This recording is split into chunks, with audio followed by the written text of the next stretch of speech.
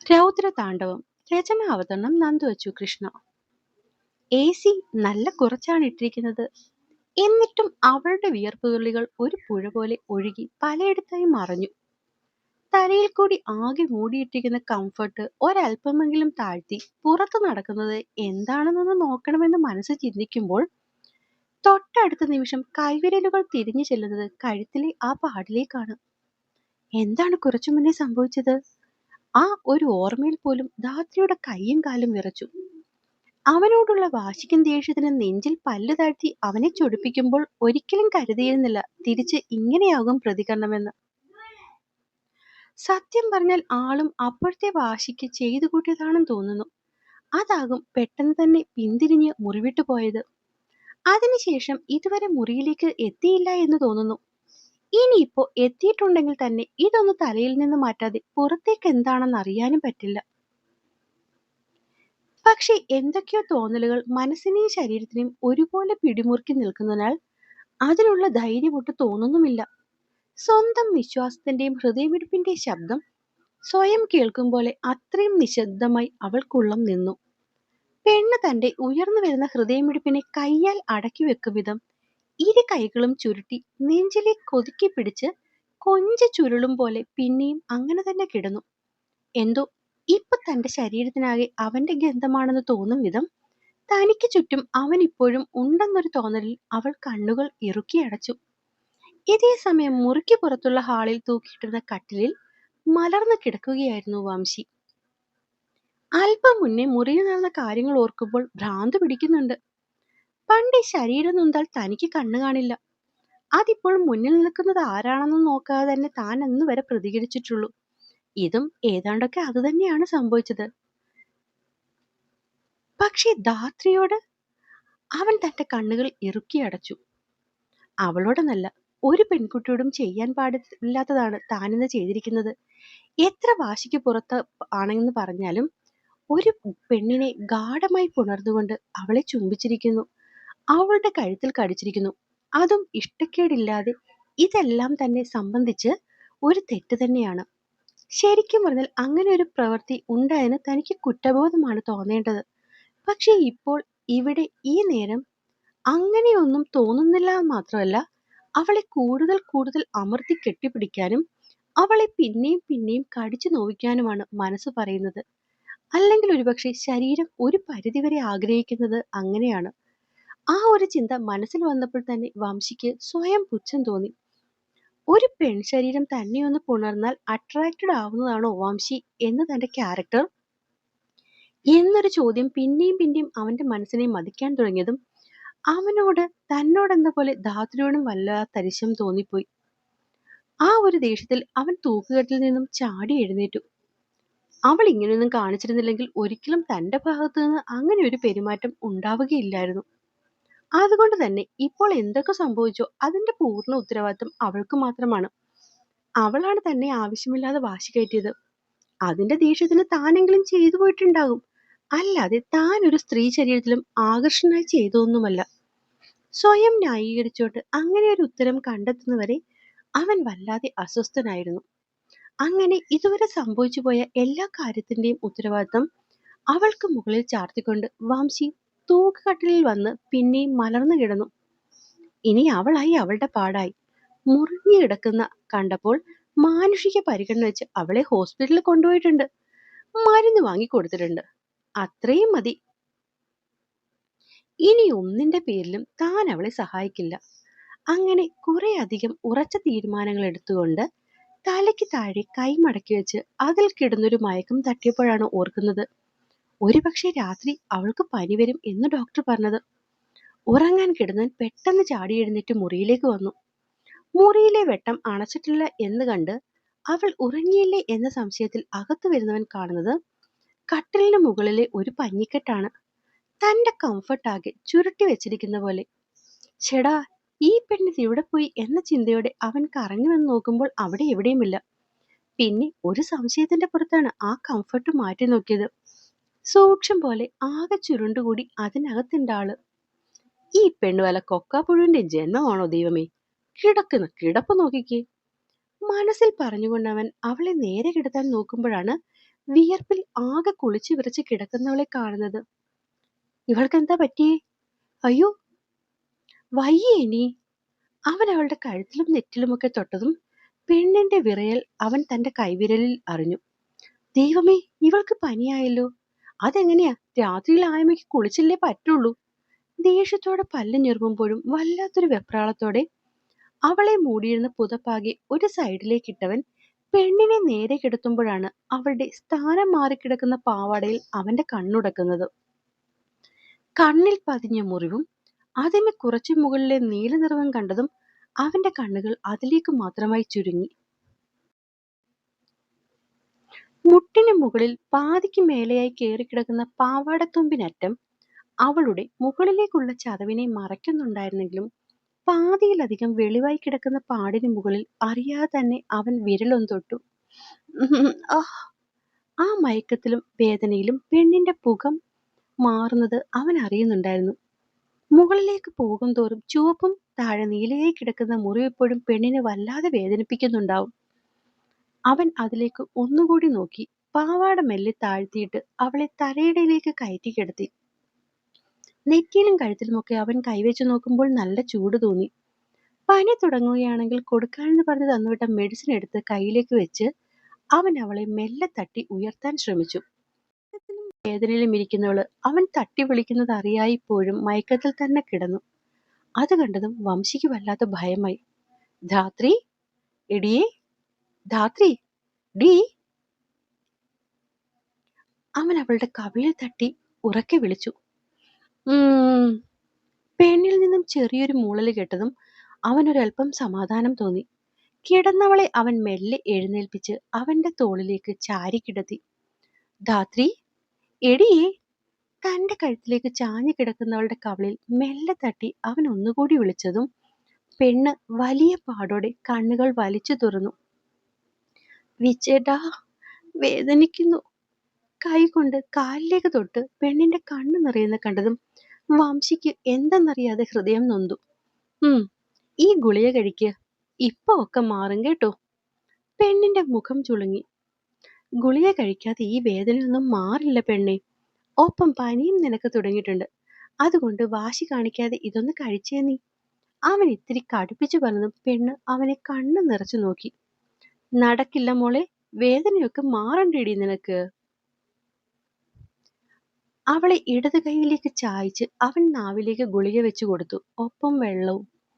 എന്തൊരു കയ്പാ വിച്ചേട്ടാ. മുഖം ആകെ ചുരുക്കി അവള് കൈപ്പിറക്കുന്ന കണ്ടതും അവനും കൈ പറഞ്ഞ പോലെ മുഖം ചുളുക്കി. ഇനി നീയൊന്ന് കിടക്ക്. ഒരുറക്കം കഴിയുമ്പോഴേക്കും നിന്റെ ഈ ബുദ്ധിമുട്ടൊക്കെ മാറും. അവൻ അവളെ കട്ടിലേക്ക് കിടത്തി. എന്നിട്ട് താഴ്ത്തിയിട്ടുള്ള പുതുപ്പെടുത്ത് നല്ലോണം പുതച്ചു കൊടുക്കും. കണ്ണടച്ച് കിടക്ക്. ഗുളിക കഴിച്ചതല്ലേ, ഉറങ്ങിക്കോളും. അവളുടെ തലയിലൊന്നും മേടിക്കൊണ്ടവൻ എഴുന്നേൽക്കാൻ തുടങ്ങിയതും പെണ്ണ് ആ കയ്യിൽ പിടിച്ചു നിർത്തി. ഇവിടെ ഇരിക്കുവോ? പറ്റില്ലെന്ന് പറയാൻ തോന്നിയവൻ അവളുടെ മുഖം കണ്ടതും അടുത്തേക്ക് ചെന്നിരുന്നു. ചേർന്നിരിക്കോ, എനിക്ക് തണുക്കുന്നു. മാറിയിരിക്കുന്നവന്റെ മുഖത്ത് നോക്കി അവൾ അത്രയും ദയനീയമായിട്ടാണ് പറഞ്ഞത്.